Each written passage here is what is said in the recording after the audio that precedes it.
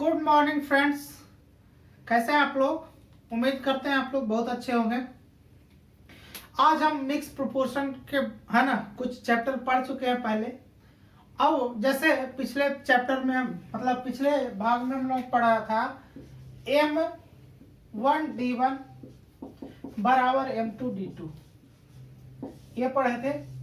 फिर पढ़े थे M1D1 H1 बटा W1 बराबर M2D2 H2 बटा W2।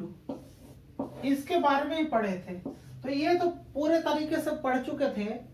इसका दो क्वेश्चन पढ़े थे सैनिक छावनी से रिलेटेड। सैनिक छावनी से रिलेटेड दो क्वेश्चन पढ़े थे, है ना।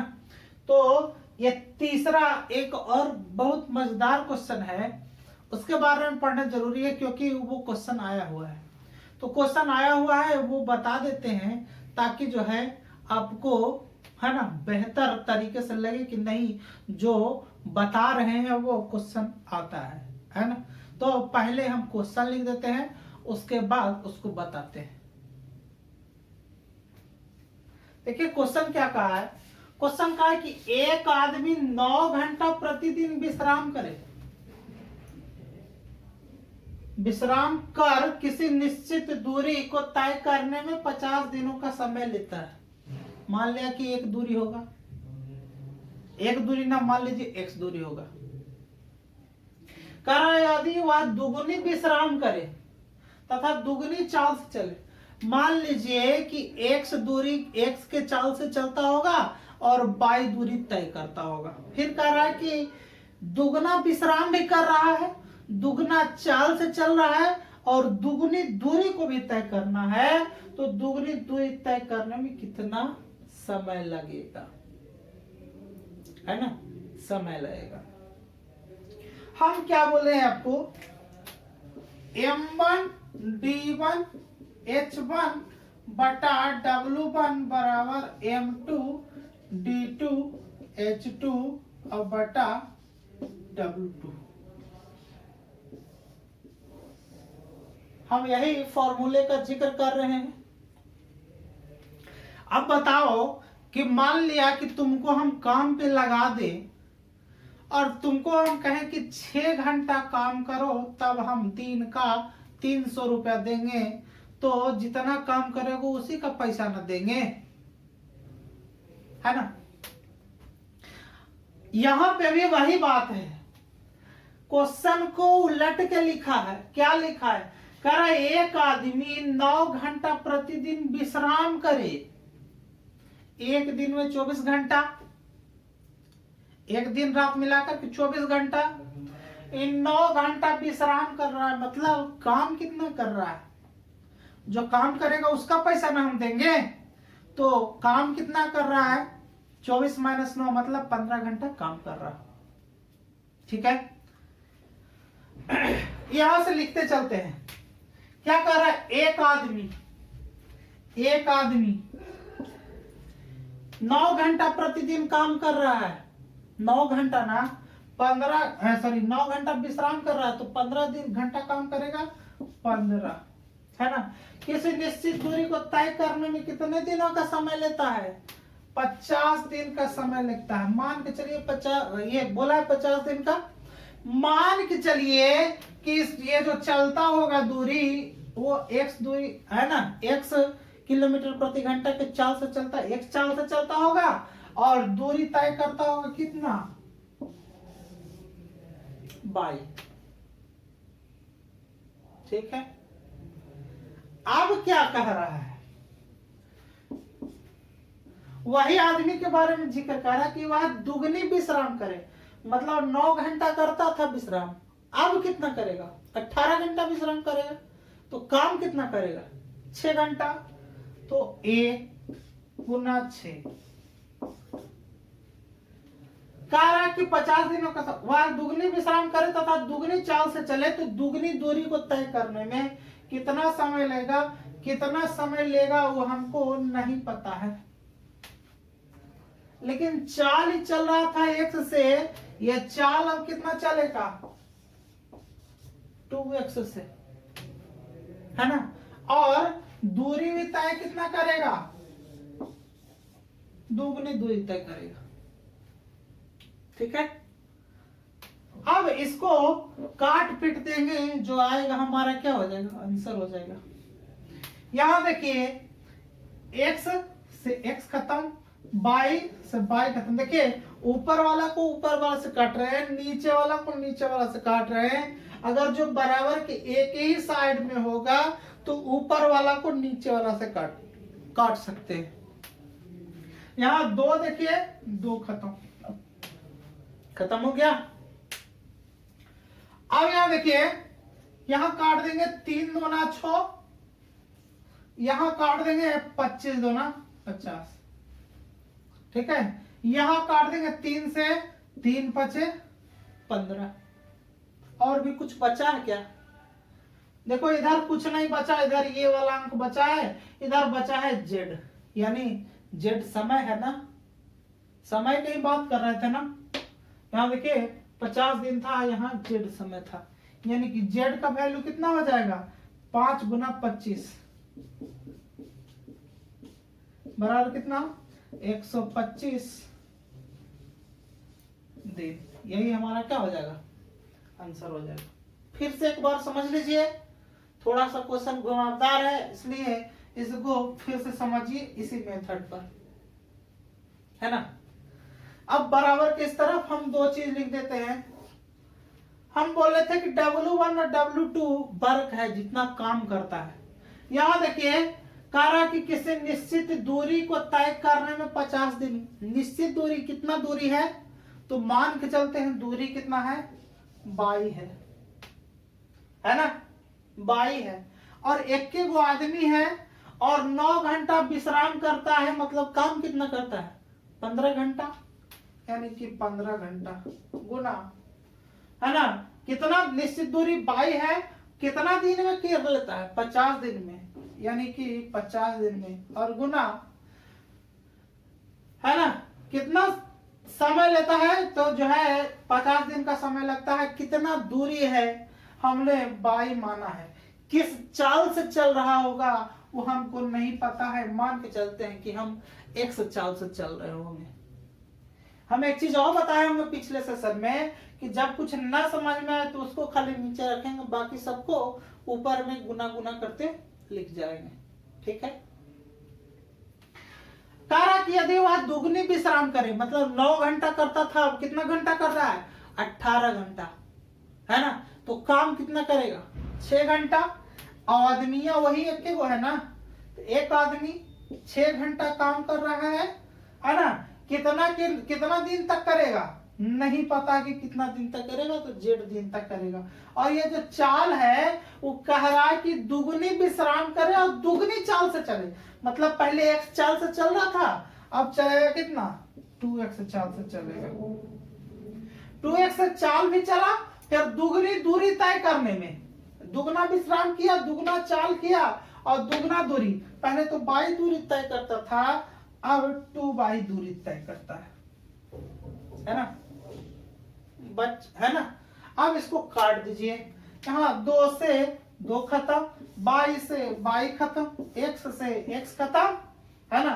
काट देंगे 3 दूना 6, 3 पचे के 15, 2 से काट देंगे 25 दूना 50, है ना। ये क्या बचेगा इधर z, तो z का वैल्यू कितना हो जाएगा, 25 गुना 5, है ना, 25 गुना 5 बराबर कितना, 125 दिन, है ना। तो आप चूंकि ये क्वेश्चन थोड़ा घुमावदार टाइप का था, इसलिए हम इसी चीज को 2 बार बता दिए हैं। ऐसे भी हम 2 बार समझाने का प्रयास करते हैं, लेकिन इस जगह पे हम 2 बार लिख करके बता दिए ताकि जो है आप अच्छे तरीके से चीजों को समझ पाए, है ना। अगला जो टाइप का क्वेश्चन है कि मान लिया कि कोई बहुत इंपॉर्टेंट क्वेश्चन है, बहुत इंपॉर्टेंट क्वेश्चन है, आप नोट करके रख लो, एक कॉपी लो, कलम लो और चीजों को लिखा करो, है ना। चीजों को जब लिखोगे तब आपको पता चलेगा कि नहीं इसका क्या वैल्यू है, क्या इंपॉर्टेंस है और कैसे कैसे एग्जाम में ये एग्जाम है ना क्वेश्चन पूछा है ना। बहुत सारे यूट्यूबर आपको मिलेंगे सिर्फ डिंग डोंग पे रहेंगे। और एक बात जान लीजिए, डिंग डोंग से क्वेश्चन नहीं आता है, सिर्फ हिप हॉप से क्वेश्चन नहीं आता है। आप चीजों को बारीकी से समझिए, अच्छे तरीके से समझिए, ताकि आपको जो है बेहतर जो है किसी चीज को बेहतर तरीके से आप समझ पाए, है ना। तो अगला क्वेश्चन क्या है कि जैसे मान के चलते हैं कि कोई हम जैसे मैं मजदूरी कर रहा हूं कहीं, तो पहले 11:12 के अनुपात में था। तो कैसे क्वेश्चन होता है, हम क्वेश्चन को हिसाब से डायरेक्ट समझते हैं कि कैसे क्वेश्चन है। ठीक है, क्वेश्चन पूछा है, बोला कि एक कारखाना मालिक ने मजदूरों की संख्या 5:4 के अनुपात में कमी कर दी। ऐसा लिखने का मतलब यह है कि पहले 5 मजदूर काम करता था, अब कितना करता है, 4 मजदूर काम करता है, कमी हो गया ना। फिर कह रहा है कि जबकि उसकी दैनिक मजदूरी 11:12 के अनुपात में वृद्धि कर दी। मतलब इसका यह है कि पहले 11 रुपया प्रत्येक मजदूर को दैनिक मजदूरी देता था, छटनी करने के बाद अब क्या दे रहा है, 12 रुपया दे रहा है। तो कह रहा कि यदि मजदूरों पर होने वाले खर्च में 4200 की कमी हो, है ना, तो 4200 की कमी हो तो पहले मजदूरों की संख्या क्या थी। 4200 की कमी हो रहा है तो पहले मजदूरों की संख्या क्या थी, इसी के बारे में हमारा बात कर रहा है। ठीक है, अब यहां पे देखिए, यहां पे लिख रहे हैं पहले, अब, है ना। यहां पे देखिए क्या हम लिख रहे हैं, क्या लिख रहे हैं, मजदूरों की संख्या गुने मजदूरों की संख्या गुने दैनिक मजदूरी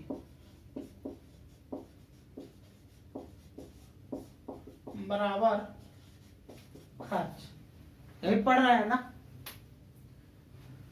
जो दैनिक मजदूरी लेगा मजदूर, है ना, मतलब क्या हो जाएगा, यहां पे सीधा सा और भी लिख देंगे, मजदूरों की संख्या गुने दैनिक मजदूरी बराबर खर्च। यही ना कहने का मतलब, जो मजदूर की संख्या होगा और जितना मजदूरी प्रत्येक को देंगे वही तो खर्च कहलाएगा ना, है ना। तब पहले कितना मजदूर था, पहले कितना मजदूर था, पहले 5 था, कम करके कितना किया है, 4, यानी कि पहले कितना था, 5 था, अब कितना कर दिया, 4।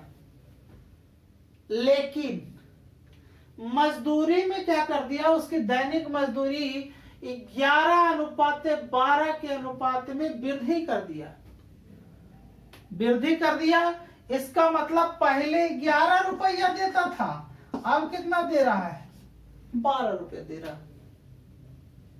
ऐसा करने से क्या होता है कि उसका खर्च 4200 रुपया का क्या हो जाता है, कमी हो जाता है। अब इसको निकालेंगे, 11×5 = 55 और 12×4 = 48। पहले 55 खर्च होता था, अब कितना, 48 खर्चा होता है। ठीक है, तो जब अंतर इसमें देखिए, अंतर इसमें जब निकाल देते हैं, अंतर कितना हो जाएगा, इससे अंतर हो जाएगा 7 का अंतर हो जाएगा, 55 - 48। आपको बनाना कैसे है, चूंकि जब अंतर 7 का है तो मजदूर खर्च कितना था, 55। अंतर जब 7 का है तो कितना खर्च होता था पहले, 55। इसलिए जब अंतर 1 का होगा तो कितना खर्चा होगा, एक का होगा तो 55 और बटा 7, यही खर्चा होगा ना। जब 7 के लिए देखो यहां से पकड़ो, पहले 55 खर्चा होता था, अब 48 खर्चा होगा। अंतर कितना हो गया, 7 का। जब अंतर 7 का ज्यादा अंतर है तब मजदूरी कितना है, पूरा खर्चा कितना है। जब पहले यहाँ 7 का अंतर है तो मजदूरी का अंतर कितना, मजदूरी कितना पहले था, 55 था। यही लिखे कि पहले जब 7 था तो मजदूरी कितना था, 55 था। जब अंतर 1 का हो जाएगा तो मजदूरी कितना होगा, 55 बटा 7। और यहाँ पे चूंकि खर्च में कमी, मतलब यही अंतर ना, यानी कि जब 4200 रुपया का अंतर शो करेगा तब कितना होगा, यानी कि 55 बटा 7 और गुना कितना, 4200, यही ना, काट देंगे 7 से, 7 छक्का 42, मतलब 600 से कट गया।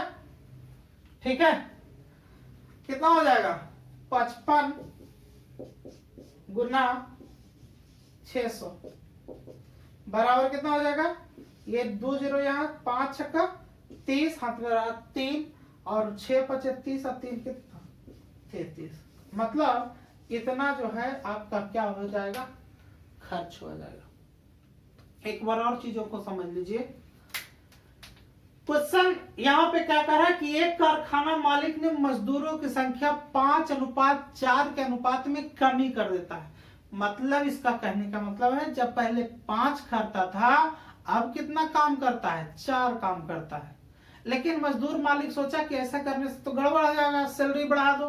तो कह रहा है कि उसकी दैनिक मजदूरी 11:12 के अनुपात में वृद्धि कर दी। मतलब पहले मजदूरी 11 रुपया देता था, अब कितना दे रहा है, 12 रुपया दे रहा है। कह रहा है कि यदि मजदूरों पर होने वाले खर्च में 4200 रुपया की कमी होगी, ऐसा करने से भी 4200 रुपया के जो है खर्चा कम गया। तो कह रहा है कि पहले मजदूरों के पर कितना खर्च होता था, है ना। अब देखिए ये पहले 55 का, यहाँ देखिए पहले 5 था अब 4 के रेशियो में, और 11 के रेशियो 11-12, मतलब पहले 11 देता था अब कितना देने लगा, 12। इन दोनों को गुना करके यहाँ लिख दिए, इन दोनों को गुना करके यहाँ लिख दिए। गुना करने के पीछे कारण ये है कि मजदूरों की संख्या को दैनिक मजदूरी से अगर जो गुना कर देंगे तो वो क्या निकलेगा, खर्च। और यहाँ हमारा खर्च का ही तुलना है ना। तो पहले 55 खर्चा होता था, अब जो है कितना खर्चा होता है, 48 खर्चा होता है। मतलब अंतर कितना का है, 7 का। जब अंतर 7 का है तो पहले खर्च कितना होता था, 55, है ना। इसलिए जब अंतर 1 का होगा तो 55 बटा 7 इतने खर्च होगा ना। इसलिए जब अंतर कितना का हो गया, 4200, ये क्वेश्चन में आपके दे रखा है, तो 4200 का निकालेंगे तो 55 बटा 7 गुने 4200, काट पीट कर देंगे, जो आ गया वही हमारा क्या हो जाएगा, आंसर हो जाएगा। ठीक है, तो चीजों को और अच्छे तरीके से एनालाइज कीजिए, है ना, चीजों को और अच्छे तरीके से एनालाइज कीजिए। ठीक है, तो आज के सेशन के लिए इतना ही छोड़ देते हैं। आपसे फिर से वही रिक्वेस्ट रहेगा कि आप जो है चीजों, मतलब जो है इस वीडियो को ज्यादा से ज्यादा अपने दोस्तों के बीच शेयर करें, ताकि हमें भी आगे बढ़ने का मौका मिले, और मैं आपके लिए उससे प्रेरित होकर मैं आपके लिए और भी वीडियो, अच्छे से अच्छे वीडियो लाऊं, ताकि जिससे आपको पढ़ने में मदद मिले। आज के लिए इतना ही, धन्यवाद।